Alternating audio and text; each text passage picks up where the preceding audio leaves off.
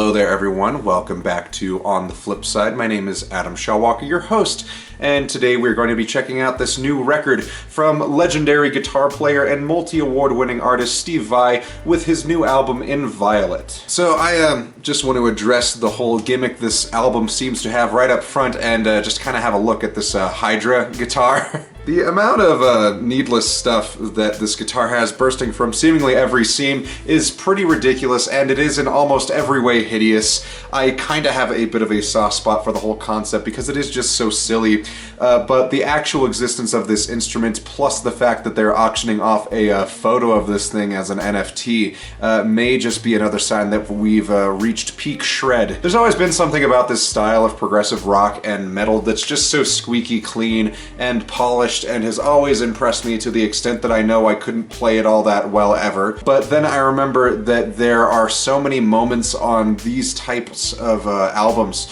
where the sound and production style sounds like this could be a track from like an early 2000s Sonic game. I mean, what is this, man? What is this? Like, it's some of these licks from like Zeus in Chains are just...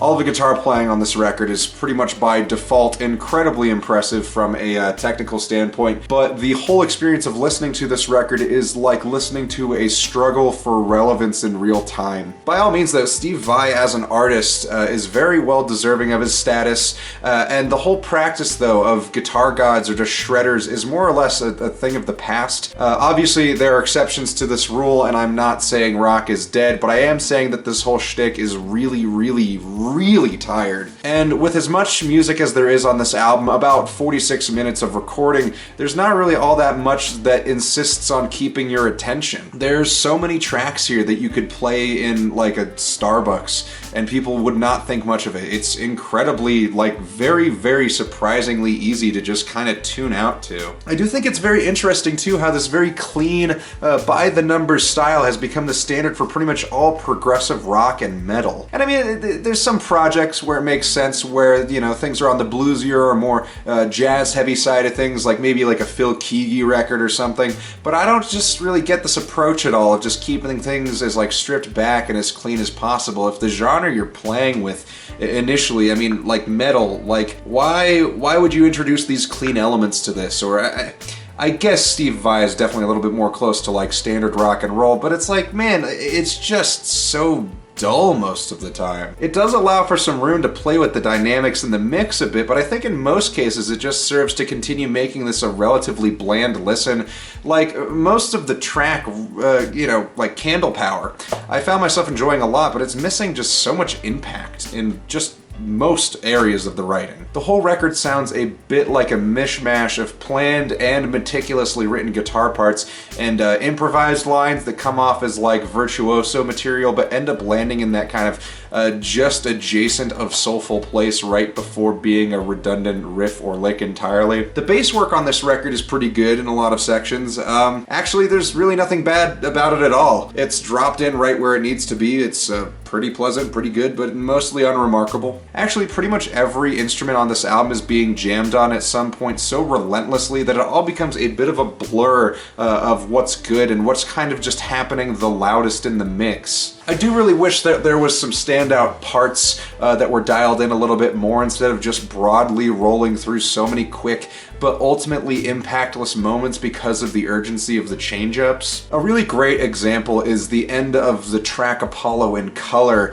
which just kind of happens. There's not really much lead up to anything at all there. The whole track is kind of just walked into the room and left to be observed by anyone mildly curious enough to listen in and think, well, yeah, that's pretty neat, and then get on with their day instead of listening to what is generally some pretty passionless music. I do think that there are some really great parts of these songs though, and some really cool licks. The song Avalancha has a lot of really great segments that really only would keep your attention if you were a guitar player interested specifically in this style of music. On the other side of things though, it's a particularly flashy and gaudy track with way too many synths and various bells and whistles. I do think it is pretty funny how quickly a lot of this album rolls by without much to show for anything. The catch and release of tension building on this album is so entirely off, it's just silly.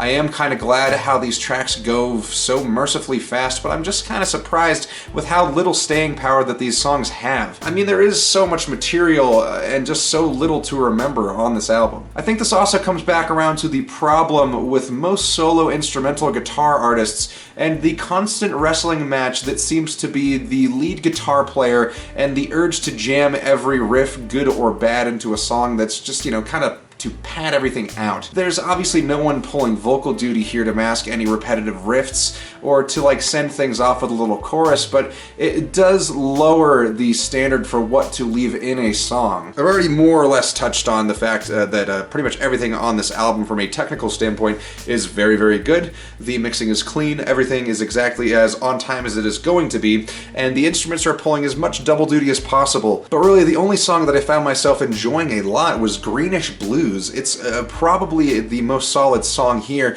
and it's a lot more in touch with its delivery and has a lot more of a tactful landing in comparison with the other songs here. There is quite a big letdown with the rather loud and sudden introduction of the next song, Knapsack, which is very much a grating track that overstays its welcome upon arrival. Most of this album I think I will kind of continue to sleep on. I don't know if much of this project is really for me. I recognize the talent here, but this is just such an overdone sound to me that I can hardly really grasp why these albums are still put out. It's like once you reach the top of that talent ladder and really are one of the best guitar players on earth, it almost seems like your writing just goes out the window because, like, what can you do? Like, you're Steve Vai. You played fucking Halo 2's theme, man. Like, what else can you write? What else do you do? And you've beaten the horse so hard into the ground, you've just started burrowing a hole into the ground. Inviolate, a decent 5. Thank you all so much for watching. If you enjoyed this video, please drop a like and consider subscribing. I really do appreciate the feedback and welcome any discussions in the comments below. Let me know what I should review next. Please also drop that in the comments. And if you enjoyed this video, please consider leaving a like on the video and subscribing to the channel. I really, really appreciate the support a lot. Also, if you want to support the channel at all in any further ways, I do have a Reverb store and an Instagram account that I have links to in the description below. Thank you all so much again, and we'll see you on the flip side.